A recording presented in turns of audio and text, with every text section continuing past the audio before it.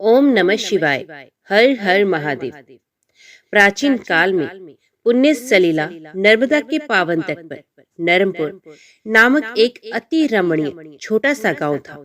उसमें विश्वानर नाम का एक पुण्य आत्मा ब्रह्मचारी रहता था। उनके मुख पर ब्रह्म तेज था, इंद्रियां भी वश में थी, हृदय पवित्र था और वे प्राय स्वाध्याय में लगे रहते थे। वे भगवान शंकर के अनन्य भक्त थे। जब उन्होंने ब्रह्मचर्य आश्रम में वेद वेदांगों का अध्ययन पूरा कर लिया, तब उनकी व्यवहार क्षेत्र में उतरने की इच्छा हुई। विश्वानर ने मन में विचार किया कि गृहस्थ आश्रम ही अन्य 3 आश्रमों का आधार है। देवता, पितृ, मनुष्य और पशु पक्षी भी गृहस्थों का ही आश्रय लेते हैं। स्नान, हवन और दान गृहस्थ के लिए आवश्यक धर्म है। इस आश्रम में जप के लिए कोई बाधा नहीं है।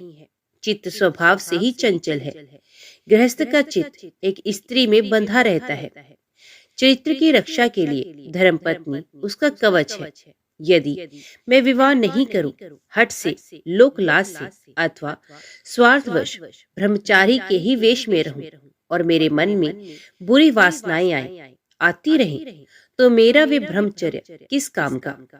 यदि गृहस्थ पर स्त्री पर कुदृष्टि ना डाले, अपनी स्त्री से ही संतुष्ट रहे, ऋतुकाल में सहवास करे, तो वे गृहस्थ होने पर भी ब्रह्मचारी ही है।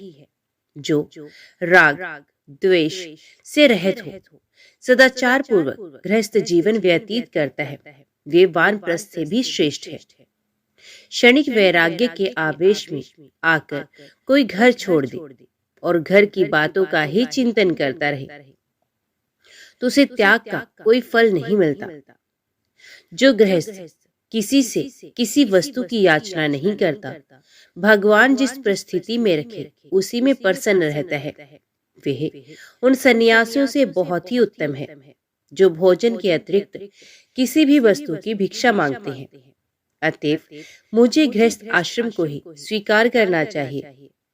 तदंतर शुभ मुहूर्त में उन्होंने अपने अनुरूप कुलीन कन्या से विवाह किया और गृहस्थ धर्म के अनुसार सदाचार का पालन एवं भगवान का स्मरण चिंतन करते हुए अपना जीवन व्यतीत करने लगे। उनकी पत्नी का नाम सुचिस्मती था।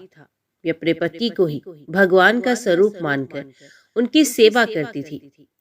पंच महायज्ञ, देवता, पितृ और अतिथियों की पूजा सेवा प्रतिदिन होती। विश्वानर के पूजा पाठ एवं अर्थोपार्जन का समय निश्चित था।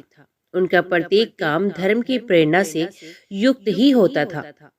उनकी धर्मपत्नी उनके प्रत्येक कार्य में निसंकोच सहायता करती थी। वे 2 शरीर एक प्राण थे। उनका जीवन सुख में था। भगवान का प्रेम दोनों के हृदय में छलकता रहता था। इस प्रकार बहुत दिन बीत गए। संतान ना होने से सुचिस्मती का मन बहुत ही दुखी रहता था। उसने एक दिन पति से कहा, उनके मन में आई, इसके लिए भगवान शंकर की आराधना करनी चाहिए। और इसके बाद अपनी पत्नी को आश्वासन देकर उन्होंने इस कार्य के लिए काशी की यात्रा की। काशी भगवान शंकर का नित्य निवास स्थान है। काशी में पहुंचते ही विश्वानर के त्रिविध ताप शांत हो गए। सैकड़ों जन्मों के संस्कार धुल गए। उन्होंने गंगा स्नान करके भगवान शंकर की विविध लिंग मूर्तियों का दर्शन और पूजन किया। यज्ञ करके सहस्र सहस्र ब्राह्मण सन्यासियों को भोजन कराया। अंत में उन्होंने ये निश्चय किया कि भगवान वीरेश्वर की आराधना करनी चाहिए। अब तक बहुत से स्त्री पुरुषों ने वीरेश्वर की आराधना करके अपनी अपनी अभिलाषा को पूरा किया।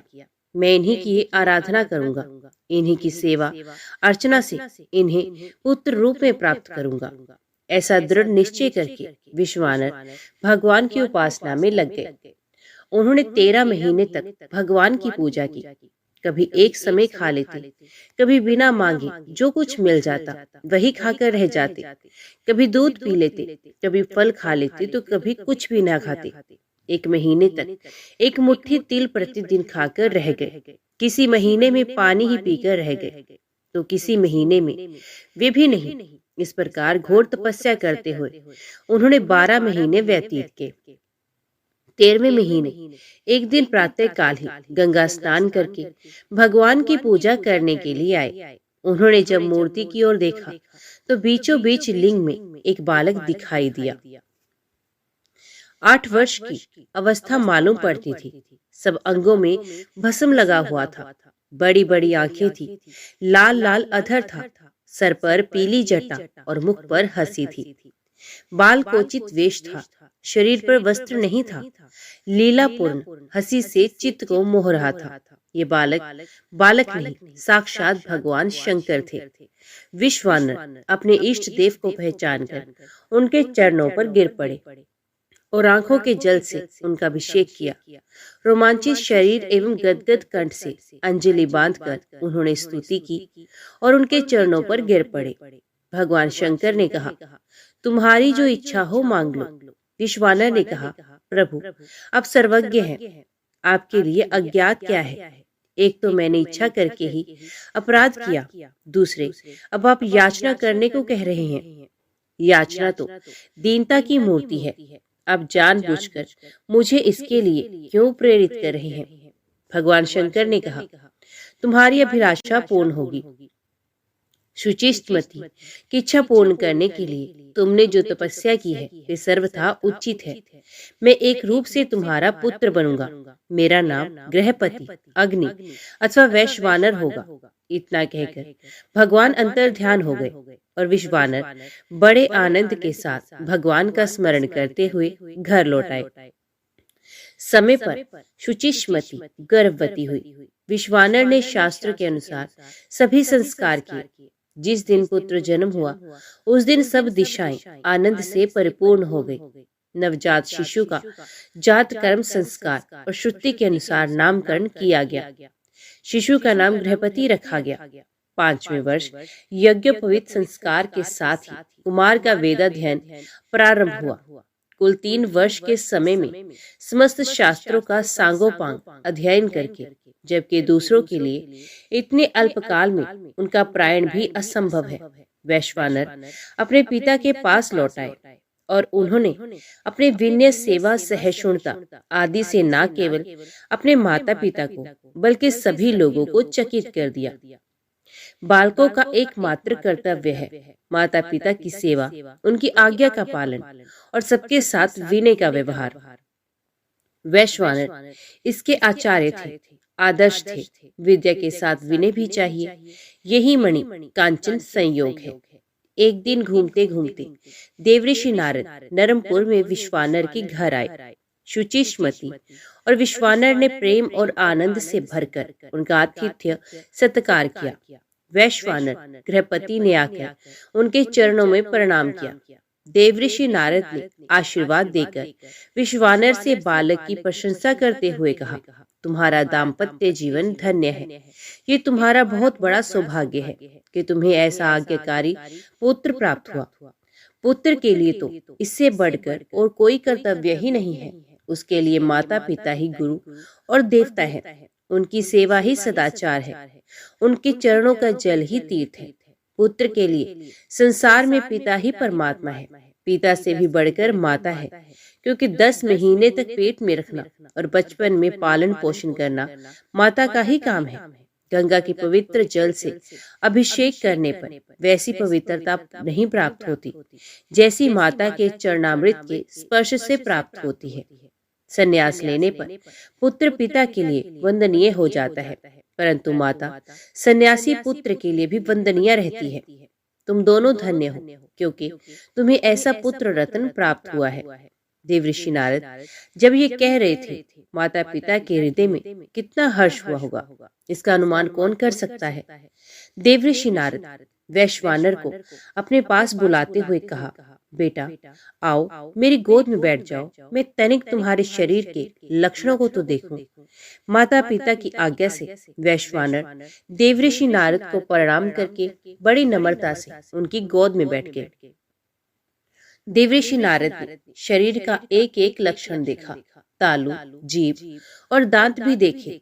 इसके पश्चात गौरी शंकर और गणेश को नमस्कार करके कुमकुम से रंगे हुए सूत से उत्तर मुंह खड़े हुए बालक को पैर से लेकर सिर तक नाप लिया।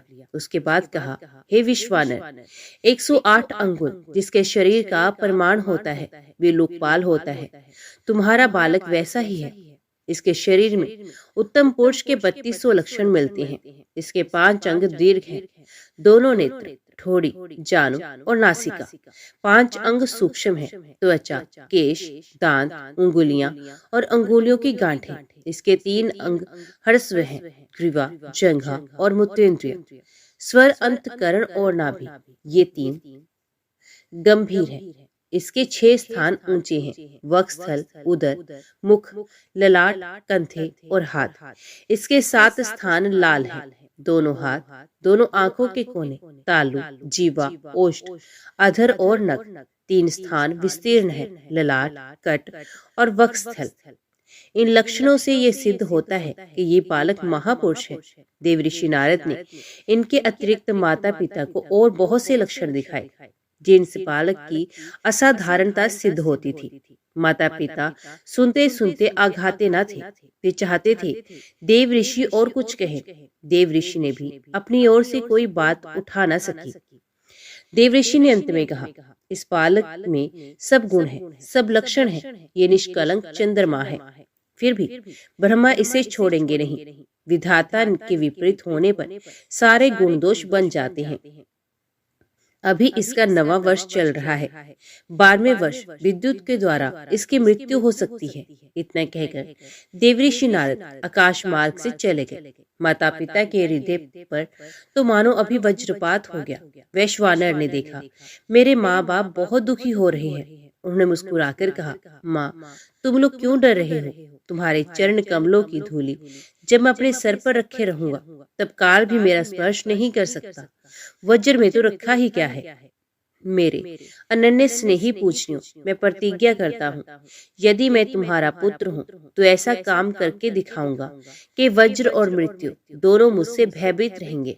मैं भगवान मृत्युंजय की आराधना करूंगा। वे काल के भी काल है, उनकी कृपा से कुछ भी असंभव नहीं।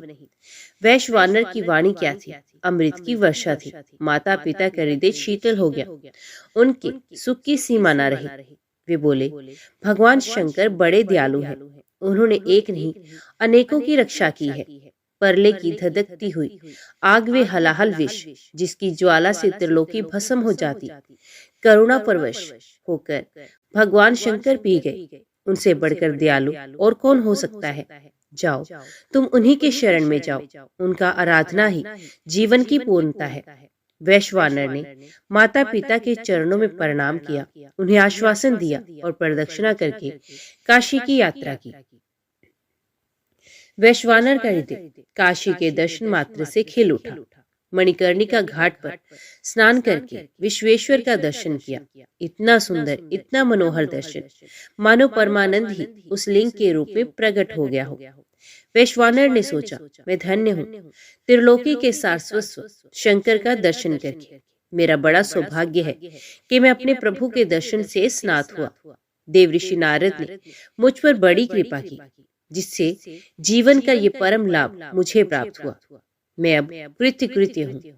वैश्वानर के हृदय में आनंद में भावों की बाढ़ आ गई। भगवान की भक्ति का रहस्य भगवान ही जानते हैं। अल्पज्ञ जीव अनंत प्रेमार्ण के एक सिक्र की भी तो कल्पना नहीं कर सकता।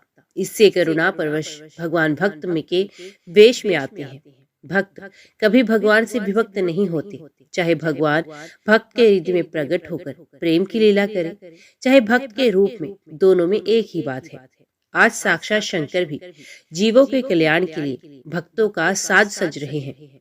ये उनके लिए तो एक लीला है, परंतु जीवों के लिए भक्ति भावना का, आराधना का एक सुंदर आदर्श है। इस मार्ग पर चलकर भला कौन नहीं अपना कल्याण कर सकता। वैश्वानर ने शुभ मुहूर्त में शिवलिंग की स्थापना की। पूजा के बड़े कठोर नियम स्वीकार किए। प्रतिदिन गंगा जी से 108 घड़े जल लाकर चढ़ाना, 1008 नीले कमलों की माला चढ़ाना, 6 महीने तक सप्ताह में एक बार कंदमूल खाकर रह जाना, 6 महीने तक सूखे पत्ते खाना, 6 महीने तक जल और 6 महीने तक केवल हवा के आधार पर रहना। जप, पूजा पाठ, निरंतर भगवान शंकर का चिंतन, सरल हृदय, भक्ति भावनाओं से परिपूर्ण, कभी भगवान की कर्पूर धवल भस्म भूषित सर्प परवेष्टित दिव्य मूर्ति का ध्यान, तो कभी करुणापूर्ण हृदय से गदगद प्रार्थना। 2 वर्ष बीत गए, पलक मारते मारते सुख के दिन, सौभाग्य के दिन यूं ही बीत जाया करते हैं। एक दिन जब वैश्वानर का 12वां वर्ष चल रहा था, मानो नारद की बात सत्य करने के लिए हाथ में वज्र लिए हुए इंद्र आ गए। उन्होंने कहा, वैश्वानर, मैं तुम्हारी नियम निष्ठा से प्रसन्न हूँ। तुम्हारे हृदय में जो अभिलाषा हो मुझसे कहो, मैं उसे अवश्य पूर्ण करूंगा।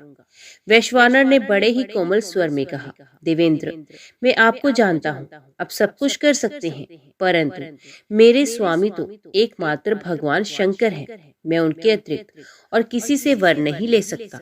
इंद्र ने कहा, बालक, तू मूर्खता क्यों कर रहा है? मुझसे भिन्न शंकर का कोई अस्तित्व नहीं। मैं ही देवादिदेव हूँ। जो तुझे चाहिए मुझसे मांग ले। वैश्वानर ने कहा, इंद्र, आपका चरित्र किससे छिपा है? मैं तो शंकर के अतिरिक्त और किसी से वर नहीं मांग सकता। इंद्र का चेहरा लाल हो गया। उन्होंने अपने हाथ में स्थित भयंकर वज्र से वैश्वानर को डराया। वज्र की भीषण आकृति देखकर, जिसमें से विद्युत की लपटें निकल रही थी, वैश्वानर मानो मूर्छित हो गए। ठीक इसी समय भगवान गौरी शंकर ने प्रकट होकर अपने कर कमलों के अमृत में संसर्प से वैश्वानर को उज्जीवित करते हुए कहा, बेटा, तुम्हारा कल्याण हो, उठो उठो, देखो तो सही तुम्हारे सामने कौन खड़ा है।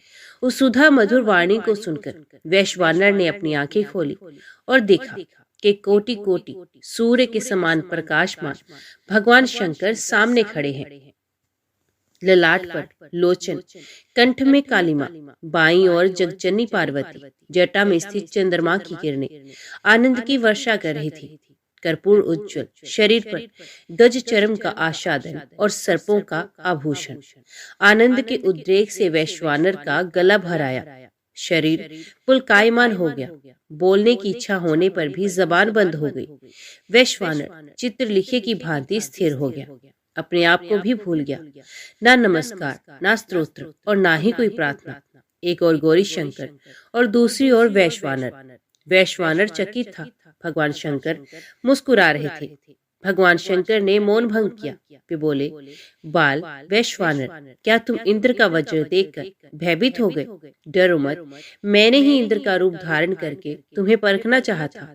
जो मेरे प्रेमी भक्त हैं, वे तो मेरे स्वरूप ही हैं, और तुम तो मेरे ही स्वरूप हो। इंद्र, वज्र अथवा यमराज मेरे भक्त का बाल भी बांका नहीं कर सकते। तुम्हारी जो इच्छा हो वे मैं पूर्ण कर सकता हूँ। तुम्हें मैंने अग्नि का पद दिया, तुम समस्त देवताओं के मुखिया बनोगे। सब देवता तुम्हारे द्वारा ही अपना अपना भाग ग्रहण कर सकेंगे। समस्त प्राणियों के शरीर में तुम्हारा निवास होगा। पूर्व दिशा के अधिपति इंद्र हैं और दक्षिण दिशा के यमराज। तुम दोनों के बीच में दिक्पाल रूप से निवास करोगे। तुम आज से आग्नेय कोण के अधिपति हुए अपने पिता, माता और बंधुजनों के साथ विमान पर चढ़कर तुम अग्निलोक में जाओ और अपने पद के अनुसार कार्य करो। भगवान शंकर के इतना ही कहते ही वैश्वानर के माता पिता, बंधु बांधव सब वहां उपस्थित हो गए। सबके साथ भगवान शंकर के चरणों में नमस्कार करके वैश्वानर अग्नि अपने लोक को चले गए और भगवान शंकर उसी लिंग में समा गए जिसकी पूजा वैश्वानर किया करते थे। भगवान शंकर ने स्वयं उस लिंग की बड़ी महिमा गाई है। करधम ने पूछा, ब्राह्मण, कोई भगवान शिव की, कोई विष्णु की तथा कोई ब्रह्मा जी की शरण लेने से सर्वोत्कृष्ट मोक्ष की प्राप्ति बतलाते हैं, किंतु आप किससे मुक्ति मानते हैं? महाकाल ने कहा, नरश्रेष्ठ, इन तीनों देवताओं की महिमा अपार है। इस विषय में बड़े बड़े योगीश्वरों का भी मन मोहित हो जाता है। फिर मेरी तो बात ही क्या है। कहते हैं प्राचीन काल में कभी नैमिषारण्य निवासी मुनियों को भी ये संदेह हुआ था कि इन 3 देवताओं में से कौन सबसे श्रेष्ठ है। तब वे ब्रह्मलोक में गए। उसी समय भगवान ब्रह्मा इस श्लोक का पाठ कर रहे थे। उन्होंने कहा, उन भगवान अनंत को नमस्कार है जिनका कहीं अंत नहीं मिलता तथा जो सबके महान ईश्वर हैं। उन भगवान शंकर को भी नमस्कार है। ये दोनों देवता सदा मुझ पर प्रसन्न रहे। इस श्लोक के अनुसार भगवान विष्णु और भगवान शंकर की श्रेष्ठता का निश्चय करके वे सब मुनि क्षीर सागर को गए। वहां योगेश्वर भगवान विष्णु ने इस श्लोक का पाठ किया। मैं संपूर्ण भूतों में व्यापक पर ब्रह्म स्वरूप भगवान ब्रह्मा और सदाशिव को प्रणाम करता हूँ। ये दोनों मेरे लिए मंगलकारी हों। ये श्लोक सुनकर उन ब्रह्म ऋषियों को बड़ा विस्मय हुआ। ये वहां से हटकर पुण्य कैलाश पर्वत पर गए। वहां उन्होंने देखा कि भगवान शंकर गिरिराज नंदिनी उमा से इस प्रकार कह रहे हैं, देवी, मैं भगवान विष्णु और ब्रह्मा जी की प्रसन्नता के लिए भगवान विष्णु के मंदिर में एकादशी को जागरण पूर्वक नृत्य करता हूँ तथा उन्हीं दोनों की प्रसन्नता के लिए सदा तपस्या करता हूँ। ये सुनकर वे मुनि लोग वहां से भी चले आए और आपस में कहने लगे, जब ये तीनों देवता ही एक दूसरे का पार नहीं पाते, तब उनके द्वारा उत्पन्न किए हुए महर्षियों की संतान परंपरा में जन्म लेने वाले हम लोगों की क्या गणना है। जो इन तीनों में से किसी एक को उत्तम, मध्यम या अधम बतलाते हो, वे झूठ बोलने वाले और पापात्मा हैं। उन्हें निश्चय ही नरक में जाना पड़ता है। राजेंद्र, नैमिषारण्यवासी तपस्वी मुनु ने ऐसा ही निश्चय किया। ये सत्य ही है और मेरा भी यही स्पष्ट मत है। सहस्रो जप करने वाले सहस्रो वैष्णव तथा सहस्रो शैव ब्रह्मा विष्णु और शिव का अनुगमन आराधन करके अपने को संसार बंधन से मुक्त कर चुके हैं। इसलिए जिसका हार्दिक अनुराग जिस देवता के प्रति स्पष्ट रूप से प्रकट हो, वे उसी का भजन करें। इसी से विपाप रहित हो सकता है। यही मेरा सर्वोत्तम मत है। करधम ने पूछा, विप्रवर, वे कौन से पाप हैं जिनके द्वारा मोहित चित्त वाले मनुष्य का मन ना तो देवता में लगता है और न ही धर्मों में। महाकाल ने कहा, राजन, अपनी चित्त वृत्तियों के भेद से अधर्म के भेद जानने चाहिए। अधर्म 3 प्रकार के हैं, स्थूल, सूक्ष्म और अत्यंत सूक्ष्म। यही अपने करोड़ों भेदों के द्वारा अनेक प्रकार के हो जाते हैं। इनमें से जो स्थूल पाप समुदाय नरक की प्राप्ति कराने वाले हैं, उनका संक्षेप से वर्णन किया जाता है। उन पापों का अनुष्ठान मन, वाणी और कर्मों द्वारा होता है। उनमें से मानसिक पाप के 4 भेद हैं। परिस्त्री चिंतन, दूसरों के धन हड़प लेने का संकल्प, अपने मन में किसी का भी अनिष्ट चिंतन तथा ना करने योग्य कार्यों के लिए मन में आग्रह रखना। इस प्रकार वाचिक पाप कर्म के भी 4 भेद हैं। असंगत वचन बोलना, झूठ बोलना, अप्रिय भाषण करना तथा दूसरों की निंदा और चुगली करना। शारीरिक पाप कर्म भी 4 प्रकार के हैं, अभक्ष्य, भक्षण, हिंसा, मिथ्या भोगों का सेवन तथा पराये धन का अपहरण। इस प्रकार मन, वाणी और शरीर से होने वाले ये 12 प्रकार के पाप कर्म बताए गए। इनके भेदों का पुण्य वर्णन करूंगा, जिनका फल अनंत है। जो संसार समुद्र से तारने वाले महादेव जी से द्वेष रखते हैं, वे महान पातकों से युक्त होने के कारण नरक अग्नियों में जलते हैं। निरंतर फल देने वाले 6 महापातक बताए जाते हैं। जो मंदिर आदि में भगवान शंकर को देखकर न तो नमस्कार करते हैं, न उनकी स्तुति ही करते हैं, अपितु भगवान के सामने निशंक हो मनमानी चेष्टा करते हुए खड़े होते हैं और क्रीड़ा विलास आदि करते हैं। भगवान शिव तथा गुरुजन के समीप पूजा, नमस्कार आदि आवश्यक शिष्टाचारों का पालन नहीं करते। शिव शास्त्रों में बताए हुए सदाचार को नहीं मानते और शिव भक्तों से द्वेष रखते हैं। ये 6 प्रकार के मनुष्य महापात की समझे जाते हैं। जो परमात्मा अपने गुरु का, कष्ट में पड़े हुए व्यक्ति का, असमर्थ पुरुष का, विदेश गए व्यक्ति का तथा शत्रुओं द्वारा अपमानित मनुष्य का परित्याग करता है अथवा उनके स्त्री, पुत्र एवं मित्रों की अवहेलना करता है, उसका ये कृत्य गुरु निंदा के समान महापातक समझना चाहिए। ब्रह्म हत्यारा, मदिरा पीने वाला, चोरी करने वाला, गुरु पत्नीगामी, ये 4 महापात की ही हैं। जो इनके पास संसर्ग रखता है, वे 5वां महापात की है। जो लोग क्रोध से, द्वेष से, भय से अथवा लोभ से ब्राह्मण पर उसके मर्म का अत्यंत पीड़ा पहुंचाने वाले महान दोष का आरोप करते हैं, वे ब्रह्म हत्यारे कहे गए हैं। जो याचना करने वाले अकिंचन ब्राह्मण को बुलाकर पीछे नहीं है ऐसा कहते हैं, देना स्वीकार कर देते हैं, वे भी ब्रह्म हत्या करने वाला माना गया है। जो सभा में उदासीन भाव से बैठे हुए श्रेष्ठ ब्राह्मण को अपने विद्या अभिमान से निस्तेज करने की चेष्टा करता है, वे ब्राह्मण घाती बताया गया है। जो गुरुजनों के साथ बलपूर्वक विरोध करके अपने झूठे गुणों का बखान करते हैं, अपने आप को उत्कृष्ट सिद्ध करना चाहते हैं, उसे भी ब्रह्मत्यारा कहा गया है। भूख प्यास से जिनके शरीर को संताप हो रहा है, अतएव जो भोजन करने की इच्छुक है, ऐसे ब्राह्मणों के भोजन में जो विघन डालता है, उसे ब्राह्मण घाती कहा जाता है। जो सबकी चुगली करता है, सब लोगों के छिद्र ढूंढने में ही लगा रहता है, सबके मन में उद्वेग पैदा करता है तथा जिसमें क्रूरता भरी हुई है, ऐसा मनुष्य ब्रह्म हत्यारा माना गया है। जो प्यास से पीड़ित हो, जल पीने के लिए जलाशय पर जाती हुई गौ के मार्ग में विघन उपस्थित करता हो, उसे गोघाती कहते हैं। ब्राह्मणों न्यायपूर्वक जिस धन का उपार्जन किया है, उसे छल बल से हर लेना ब्रह्म हत्या के समान माना गया है। माता पिता का त्याग करना, झूठी गवाही देना, अपने मित्र का वध करना, अभ्यक्ष भक्षण करना, किसी स्वार्थवश वन जंतुओं का वध करना, क्रोध में आकर गांव, वन और गौशालाओं में आग लगा देना इत्यादि बड़े भयानक पाप मदिरा पान के समान माने गए हैं। दरिद्र मनुष्यों का सर्वस्व हर लेना, मनुष्य, स्त्री, हाथी और घोड़ों को चुरा लेना, गो, भूमि, रत्न, स्वर्ण, औषधियों के रस, चंदन, अगुरु, कपूर, कस्तूरी तथा रेशमी वस्त्रों का अपहरण करना तथा हाथ में दी हुई धरोहर को हड़प लेना आदि पाप स्वर्ण की चोरी के समान माने गए हैं। पुत्र और मित्र की स्त्रियों तथा बहनों के साथ संभोग करना, कन्या के साथ व्यभिचार का दुस्साहस करना, चांडाल की स्त्रियों को अपने उपभोग में लाना तथा अपने समान वर्ण वाली स्त्री के साथ भी व्यभिचार करना गुरुपत्नी गमन के समान माना गया है।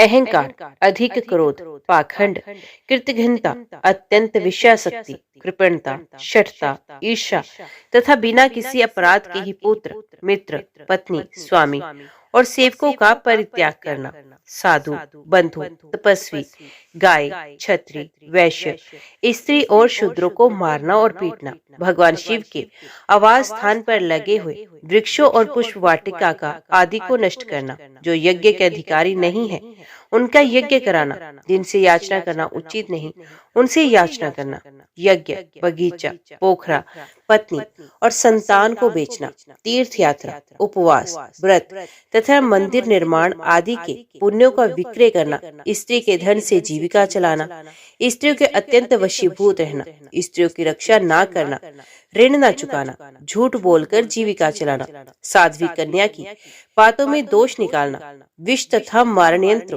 का प्रयोग करना, किसी का मूलोच्छेद कर डालना, उच्चाटन एवं अभिचार कर्म करना, राग और द्वेष के कार्य करना, समय पर संस्कार न कराना, स्वीकार किए हुए व्रत का परित्याग करना, सब प्रकार के आहारों का सेवन करना, असत शास्त्रों के अनुसार चलना, सूखे तर्क का सहारा लेना, देवता, अग्नि, गुरु, साधु, गो, ब्राह्मण, राजाओं तथा चक्रवर्ती नरेशों की उनके सामने या परोक्ष में निंदा करना, ये सब उपपातक हैं जिन्होंने श्राद्ध और देवयज्ञ का परित्याग कर दिया है, अपने वर्ण आश्रमोचित कर्मों को सर्वथा छोड़ दिया है, जो दुराचारी, नास्तिक, पापी और सदा झूठ बोलने वाले हैं, जो पर्व के समय अथवा दिन में, जल में, विपरीत योनि में, पशु योनि में, रजस्वलाओं में अथवा अयोनि में मैथुन करता है, जो सबसे अप्रिय बोलते हैं, क्रूर है, प्रतिज्ञा को तोड़ने वाले हैं, तालाब और कुओं को नष्ट करने वाले हैं,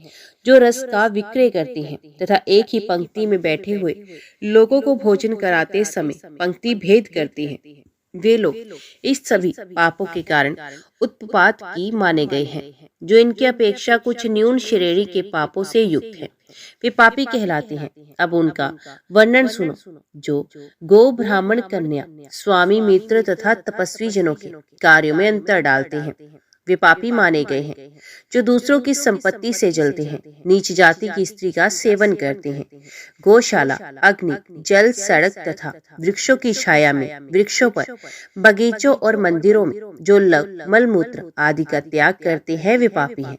मत वाले होकर किलकारियां भरते हैं, वंचकवेश, वंचनापूर्ण कार्य तथा वंचकों के से आचरण करते हैं, झूठ और कपट के ही व्यवहार में लगे रहते हैं, कपटपूर्ण शासन करते हैं और कूटनीति का आश्रय लेकर युद्ध करते हैं, वे सब पापी हैं।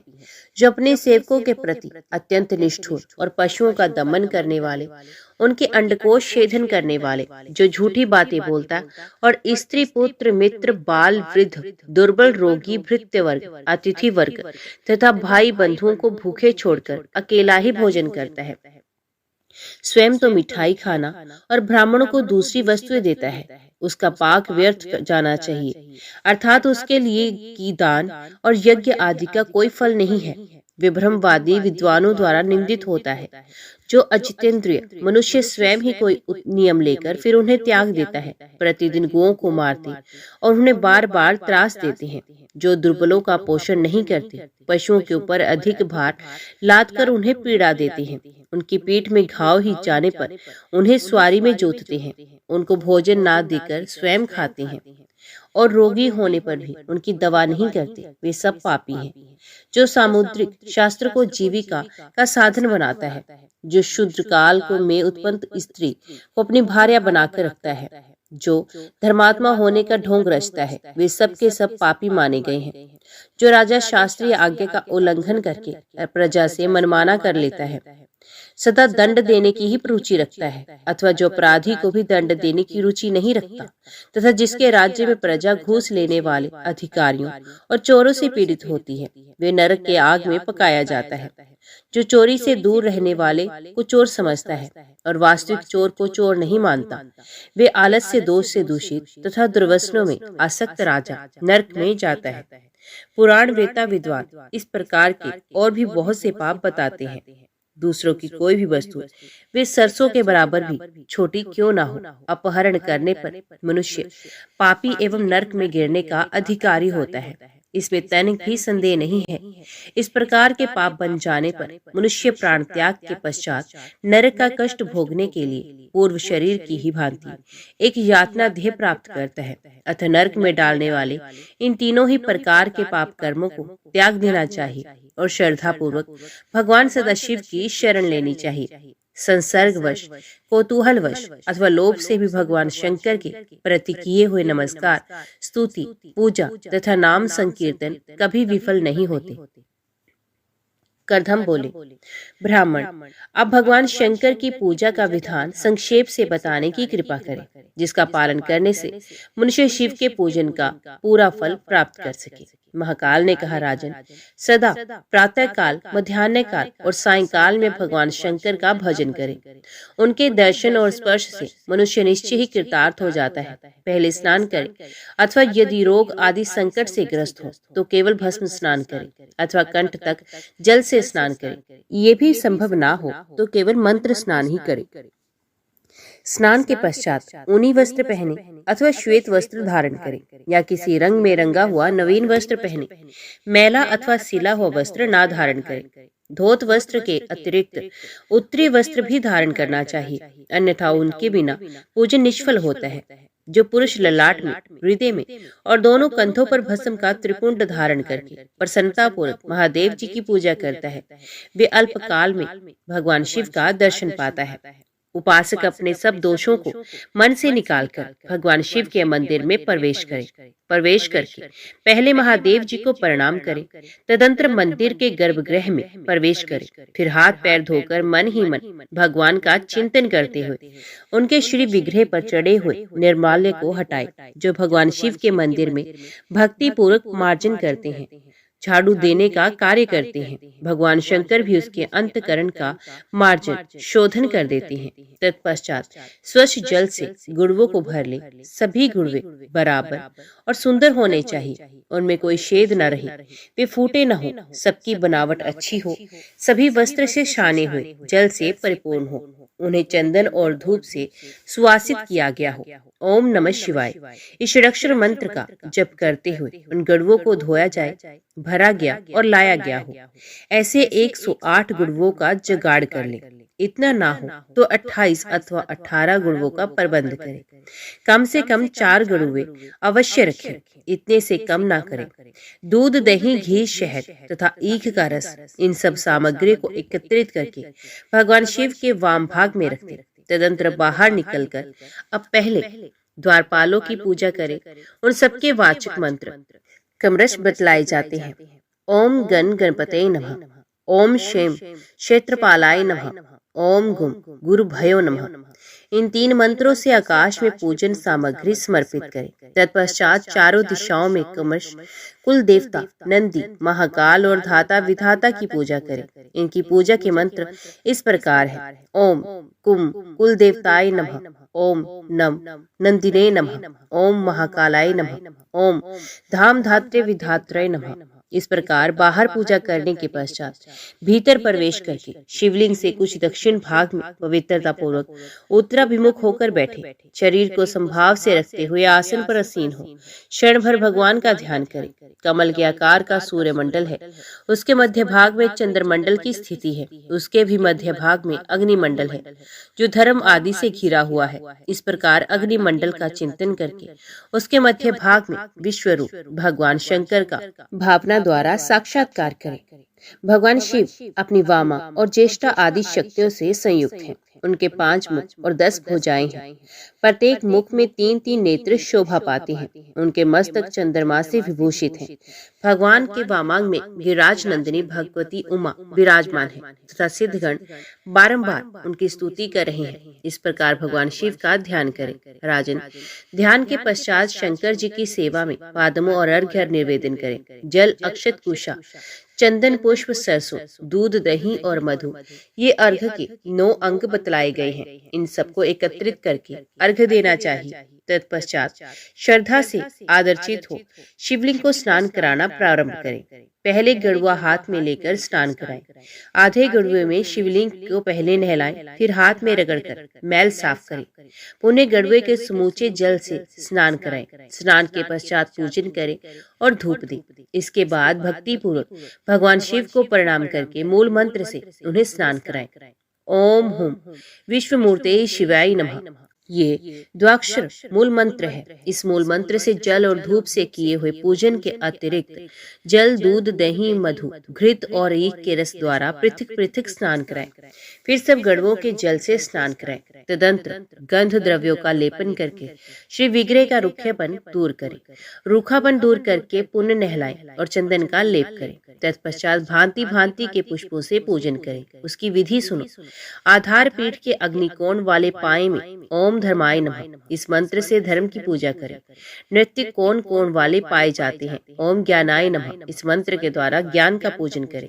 इसी प्रकार वाव्य कोण में ओम वैराग्याय नमः, ईशान कोण वाले पाए में ओम ऐश्वर्याय नमः, पूर्व दिशा वाले में ओम अधर्माय नमः, दक्षिण में ओम अज्ञानाय नमः, पश्चिम में ओम अवैराग्याय नमः, उत्तर में ओम अनैश्वर्याय नमः। इन मंत्रों द्वारा क्रमश वैराग्य आदि की पूजा करें। फिर कमल की कर्णिका में के ही उत्तम अनंत आदि ही इन मंत्रों से पूजा करें। ओम अनंताय नमः, ओम पद्माय नमः, ओम अर्मकंडलाय नमः, ओम सोमंडलाय नमः, ओम वहनमंडलाय नमः, ओम वाम ज्येष्ठ दीप पंच मंत्र शक्ति भव नमः, ओम परम प्रकृति देवे नमः। इसके बाद ईशान तत्पुरुष अघोर, वामदेव तथा सद्योजात नामक 5 मुखों वाले रुद्र, साध्य, वसु, आदित्य तथा विश्वेदाय देव स्वरूप, अंड, स्वदेश, अद्विज और जरायुज रूप स्थावर जंगम मूर्ति परमेश्वर एवं विश्व मूर्ति शिव का नमस्कार पूजन करें। तत्पश्चात मंत्र से त्रिशूल आदि की पूजा करें। तदंतर जलाधार के मुख भाग में ओम चंडीश्वराय नमः इस मंत्र के द्वारा चंडीश्वर की पूजा करें। इसी प्रकार विधि पूर्वक पूजन करके भगवान शिव को अर्घ्य निवेदन करें। हे महादेव जी, जल, अक्षत, फूल और इन उत्तम फलों से युक्त ये अर्घ्य ग्रहण कीजिए। पूजा की पूर्ति के लिए मैं इसे समर्पित करता हूँ। इस प्रकार अर्घ्य देने के पश्चात यदि अपने में शक्ति हो तो धन के द्वारा ही भगवान का पूजन करें। इसके बाद क्रमश धूप, दीप और नैवेद्य निवेदन करें, घंटा बजाएं और आरती करें। देवाधिदेव महादेव जी के ऊपर शंख आदि वाद्यों की ध्वनि के साथ आरती घुमानी चाहिए। जो देवाधिदेव भगवान शिव की आरती का दर्शन करता है वे समस्त पातकों से मुक्त हो जाता है। फिर जो स्वयं ही भगवान की आरती उतारेगा उसके लिए तो कहना ही क्या। जो भगवान शिव के समीप नृत्य, संगीत तथा वाद्य इन तीनों का आयोजन करता है उस पर भगवान शिव बहुत संतुष्ट होते हैं, क्योंकि गीत और वाद्य का फल अनंत होता है। तदंतर अनेक प्रकार के स्तोत्रों द्वारा महादेव जी की स्तुति करके दंड की भांति पृथ्वी पर गिरकर प्रणाम करें और देवेश्वर शिव से अपने अपराधों के लिए क्षमा प्रार्थना करते हुए कहें, भगवान मुझसे जो सुकृत अथवा दुष्कृत हुआ है उसके लिए आप क्षमा करें। जो इस प्रकार भगवान शंकर का विशेष इस महाकाल लिंग का पूजन करता है वे अपने पिता, पितामह और परपितामह का सब पापों से उद्धार करके चिरकाल तक रुद्रलोक में निवास करता है। इस विधि से भगवान महेश्वर का उपासक होकर और सदाचार में स्थित रहने का व्रत लेकर जो मनुष्य बंधन से छूटने के लिए तन्मय होकर भगवान शिव का पूजन करता है वे सब पापों से छूटकर शिवलोक में जाता है। जो इस प्रकार भगवान शंकर की पूजा करता है उसने मानो समस्त संसार को तृप्त कर दिया।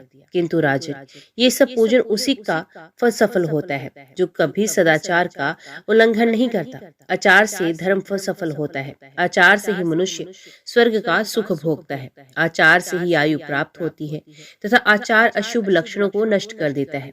जो इस जगत में सदाचार का उल्लंघन करके स्वेच्छाचार पूर्ण बर्ताव करता है उस मनुष्य के यज्ञ, दान और तप इस लोक में कल्याणकारक नहीं होते। अतः सदाचार का भी कुछ संक्षिप्त परिचय दूंगा, उसे सुनो। गृहस्थ को धर्म, अर्थ और काम इन तीनों के साधन के लिए यत्न करना चाहिए। इनकी सिद्धि होने पर गृहस्थ पुरुष के लिए इहलोक और परलोक में भी सिद्धि प्राप्त होती है। ब्रह्म मुहूर्त में उठकर धर्म और अर्थ का चिंतन करें। तत्पश्चात शैया से उठकर मल त्याग के बाद कुल्ला दातुन करें। फिर स्नान करके द्विज संध्योपासन करें। विद्वान द्विज को उचित है कि वे शांतचित, संयमी तथा पवित्र होकर पूर्व संध्या की उपासना उस समय प्रारंभ करें जबकि प्रातः काल आकाश के तारे अभी कुछ दिखाई देते हों तथा पश्चिम संध्या सूर्यास्त होने से पहले ही प्रारंभ करें। इस प्रकार न्याय पूर्वक संध्या उपासना करता रहे। आपत्ति काल के सिवा कभी भी संध्या उपासना कर्म का परित्याग नहीं करना चाहिए। राजन, झूठ, असत्य, प्रलाप और कठोर भाषण सदा के लिए त्याग दें। दुष्ट पुरुषों की सेवा, नास्तिकवाद तथा अस्त्र शास्त्रों को भी सदा के लिए छोड़ दें। दर्पण में मुंह देखना, दातुन करना, बाल संवारना और देवताओं की पूजा करना, इन सब कार्यों को महर्षियों ने पूर्वाह्न में करने योग्य बताया है। पलाश की लकड़ी का आसन, खड़ाऊ और दातुन भी वर्जित है। विद्वान पुरुष आसन को पैर से ना खींचे। एक ही साथ जल और अग्नि को ना ले जाए। गुरु और देवता तथा अग्नि के सम्मुख पांव न फैलाए। चौराहा, चैत्य वृक्ष, देवालय, सन्यासी, विद्या में बड़े हुए पुरुष, गुरु तथा वृद्धजन इन सबको अपने दाहिने करके चलना चाहिए। धर्मज्ञ पुरुष को आहार, विहार और मैथुन ओट में रहकर ही करने चाहिए। इसी प्रकार अपनी वाणी और बुद्धि की शक्ति, तपस्या, जीविका तथा आयु को अत्यंत गुप्त रखना चाहिए। दिन में उत्तर दिशा की ओर मुंह करके मल और मूत्र का त्याग करना चाहिए और रात में दक्षिण दिशा की ओर मुंह करके करना चाहिए। ऐसा करने से आयु नहीं घटती। अग्नि, सूर्य, गौ व्रतधारी पुरुष चंद्रमा और जल के सम्मुख तथा संध्या के समय मलमूत्र त्याग करने वाले मनुष्य की बुद्धि नष्ट होती है। भोजन, शयन, स्नान, मल मूत्र का त्याग तथा सड़कों पर भ्रमण करने पर दोनों हाथ, दोनों पैर और मुंह, इन पांचों को भली भांति धोकर आचमन करें। नदी में, शमशान भूमि में, राख पर, गोबर पर, जोते बोए हुए खेत में तथा हरी भरी घास वाली भूमि में मलमूत्र का त्याग न करें। बुद्धिमान पुरुष कुएं आदि से निकाले हुए जल के द्वारा ही शौच क्रिया करें। जल के भीतर से, देवस्थान से, बाम्बी से और चूहों के स्थान से निकाली हुई तथा शौचाविष्ट फेंकी हुई इन 5 प्रकार की मिट्टियों को त्याग दें। विद्वान पुरुष हाथ को उतना ही धोए जितने से मल की गंध, पुष्ट और लेप दूर हो जाए। अपने आप को ताड़ना ना दे, दुख में ना डाले, दोनों हाथों से अपना सर न खुजाए, स्त्री की रक्षा करे, उसके प्रति अकारण ईर्ष्या छोड़ दे। भगवान सूर्य को अर्घ्य दिए बिना कोई कर्म ना करे। प्राणियों से द्रोह ना करके मन में भगवान शंकर का चिंतन करते हुए धन का उपार्जन करे। अत्यंत कृपण ना हो, किसी के प्रति ईर्ष्या न रखे, कृतघ्न ना हो, दूसरों से द्रोह पैदा करने वाले कार्य में न लगे, हाथ पैर से चंचल ना हो, नेत्रों से भी चपलता ना सूचित करे, सरल भाव से रहे, वाणी से अथवा अंगों की चेष्टाओं से भी अपनी चपलता का परिचय ना दे, अशिष्ट पुरुष का संग ना करे, व्यर्थ विवाद और अकारण वैर ना करे, साम, दान और भेद, इन 3 उपायों से अपना मनोरथ सिद्ध करे। दंड का आश्रय तो कभी तभी लेना चाहिए जब उसके सिवा दूसरा कोई उपाय ना रहे। फटा फूटा आसन, टूटी खाट और टूटे बर्तन को त्याग दे। नृपश्रेष्ठ, अग्नि और शिवलिंग इन दोनों के बीच ना निकले। 2 अग्नि, 2 ब्राह्मण, पति और पत्नी, सूर्य और चंद्रमा की प्रतिमा तथा भगवान शंकर और नंदिकेश्वर, विश्व इनके बीच में होकर ना जाए, क्योंकि इनके बीच से जाने वाला मनुष्य पाप का भागी होता है। विद्वान पुरुष एक वस्त्र धारण करके ना तो भोजन करे, ना अग्नि में आहुति दे, ना ब्राह्मणों की पूजा करे, ना देवताओं की अर्चना करे। कूटना, पीसना, झाड़ू देना, पानी छानना, रांधना, भोजन करना, सोना, उठना, जाना, छींकना, कार्यक्रम करना, कार्य को समाप्त करना, मुंह से अप्रिय वचन निकाल देना, पीना, सूंघना, स्पर्श करना, सुनना, बोलने की इच्छा करना, मैथुन करना तथा शौच करना, इन 20 कार्यों के होते या करते समय जो सदा भगवान शंकर का नाम स्मरण करता है उसी को शिव भक्त जानना चाहिए। शेष दूसरे लोग नाममात्र के शिव भक्त कहे गए हैं। शिव जी को प्रत्येक कार्य में स्मरण करने वाला वे शिव भक्त निश्चय ही शिव स्वरूप होकर अंत में शिव को ही प्राप्त होता है। विद्वान पुरुष पराई स्त्री से बातचीत ना करे। यदि कभी आवश्यकतावश उनसे वार्तालाप करे तो माता जी, बहन जी, बेटी अथवा आर्य इस प्रकार संबोधन करके बोले। हाथ और मुंह जूठे हो तो कोई बात ना करे और ना किसी वस्तु का स्पर्श ही करे। उचिष्ट दशा में सूर्य, चंद्रमा, तारे, देवता और अपने मस्तक की ओर देखना भी मना है। बहन, बेटी अथवा माता के साथ ही एकांत में ना बैठे, क्योंकि इंद्रिय समुदाय दुर्जय होता है। उनसे विद्वान पुरुष भी मोह में पड़ जाते हैं। यदि गुरुदेव घर पर आ जाए तो उनके लिए स्वयं उठकर यत्न पूर्वक आसन की व्यवस्था करें और चरणों में मस्तक रखकर प्रणाम करें। विद्वान मनुष्य उत्तर और पश्चिम की ओर सर करके कभी न सोए। सिरहाने की ओर दक्षिण दिशा अथवा पूर्व दिशा को रखकर शयन करना चाहिए। रजस्वलाई स्त्री का दर्शन स्पर्श ना करें, उसके साथ बातचीत भी नहीं करनी चाहिए। जल के भीतर मलपूत्र और मैथुन ना करें। भगवान शिव के भक्त को चाहिए कि वे अपने वैभव के अनुसार देवता, मनुष्य, ऋषि तथा पितरों को उनका भाग समर्पित करके शेष अन्न का स्वयं भोजन करें। पवित्र हो आचमन करके पूर्व या उत्तर की ओर मुंह करके दोनों हाथों को घुटनों के भीतर रखकर मौन भाव से भोजन करें। उस समय भोजन में ही मन लगाए और अन्न के दोष की चर्चा न करें। यदि वह अन्न किसी उचिष्ट आदि दोष से दूषित हो गया हो तो उस दोष के प्रकट करने में कोई हानि नहीं है। ऐसे दोष के अतिरिक्त किसी अन्य दोष की चर्चा नहीं करनी चाहिए। नग्न होकर ना तो स्नान करे, ना सोए और ना ही चले। यदि गुरु के द्वारा कोई अनुचित कार्य भी हो जाए तो उसे अन्यंतर ना कहे। वे क्रोध में ही हो तो उन्हें मनावे। दूसरे लोगों के मुख से गुरु की निंदा ना सुने। सैकड़ों कार्य छोड़कर भी धर्म की कथा वार्ता सुने।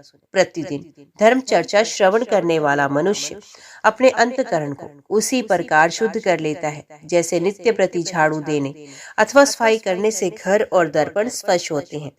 सायंकाल और प्रातःकाल अतिथि की पूजा करके भोजन करना चाहिए। दोनों संध्याओं के समय सोना, पढ़ना और भोजन करना निषिद्ध है। संध्या काल में मोहवश भोजन करने वाला मनुष्य शराबी के तुल्य माना जाता है। स्नान करके मनुष्य अपने बालों को ना फटकारे, मार्ग में छींकने और थूकने पर अपने दाहिने कान का स्पर्श करे तथा मन ही मन समस्त प्राणियों से इस अपराध के लिए क्षमा मांगे। नील का रंगा हुआ वस्त्र ना पहने, कपड़े को उल्टा करके ना पहने, मलिन वस्त्र त्याज्य है तथा जिसके कोर या किनारा ना हो ऐसा वस्त्र भी धारण करने योग्य नहीं होता है। हाथ मुंह और दोनों पैर धोकर आसन पर बैठे, दोनों हाथ घुटनों के भीतर रखकर 3 बार आचमन करें, 2 बार मुंह पोंछे, फिर जल से मुंह, कान, आंख तथा अपने मस्तक से स्पर्श करें। पुण्य 2 बार आचमन करके सब कर्म करें। छींक और थूक आने पर, दांत में अन्न आदि लग जाने पर तथा पतितों के साथ बातचीत करने पर अवश्य आचमन करना चाहिए। विद्वान पुरुष को सदा तीनों वेदों का स्वाध्याय करना चाहिए तथा धर्म पूर्वक उनका उपार्जन भी करके आत्म कल्याण के लिए यत्न पूर्वक भगवान का यजन करना चाहिए।